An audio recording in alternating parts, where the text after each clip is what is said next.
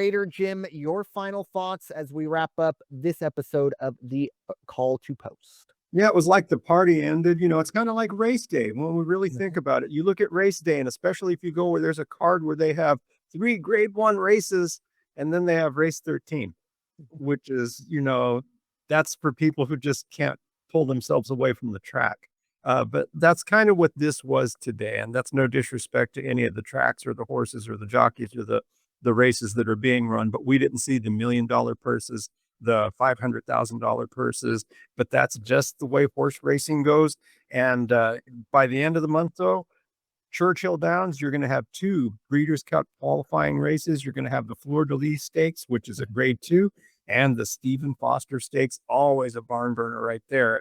It's a grade 1. And then, like I mentioned at the get-go, at the outset, Friday, July 18th, opening day for Del Mar, the crown jewel of the West Coast for horse racing. And what do we have at Del Mar? You will get to witness 5 Breeders' Cup Challenge Series races. The Clement Hirsch grade 1, the Pat O'Brien grade 2, the Del Mar Handicap grade 2, Green Flash is a green grade 3, and the Pacific Classic grade 1. So plenty of horse racing to come your way in the sunny San Diego track called Del Mar, where the surf meets the turf. Amen. Yeah, it's kind of like in college football.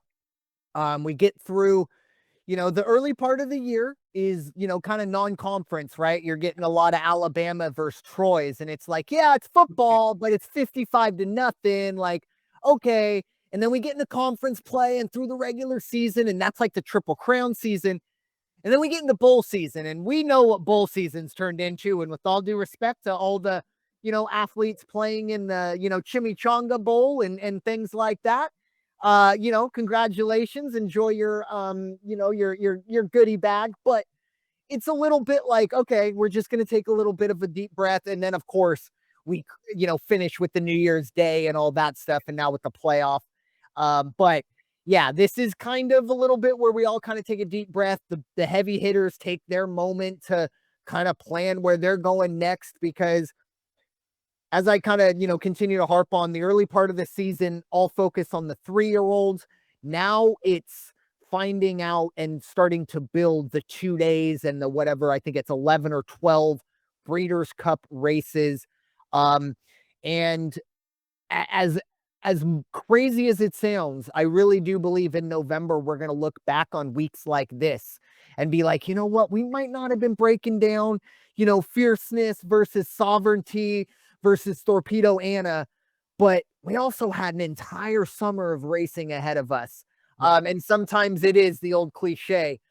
Sometimes the journey is just as rewarding as the destination. So enjoy getting to the Breeders' Cup, because as we always mention, you look and see 12 races over 2 days and you go, oh my gosh, this is incredible. You blink and the bell's ringing on the classic going, oh, what just happened? So enjoy it.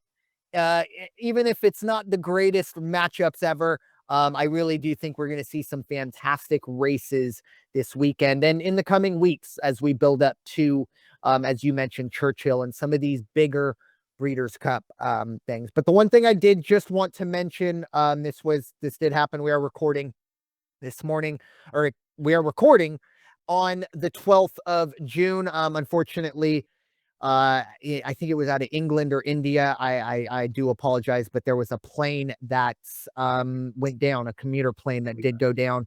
Over 260 fatalities or deaths, unfortunately. However, as terrible as that is, an absolute miracle that one individual did survive. I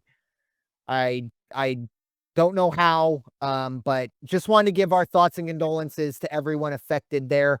Really, really horrifying stuff for everyone involved. But I do want to just at least highlight the absolute miracle that we did, that, one soul was saved. And hopefully, as far as I haven't heard any critical condition. He was giving quotes, so it sounds like he's out of the woods, at least in terms of, immediate danger.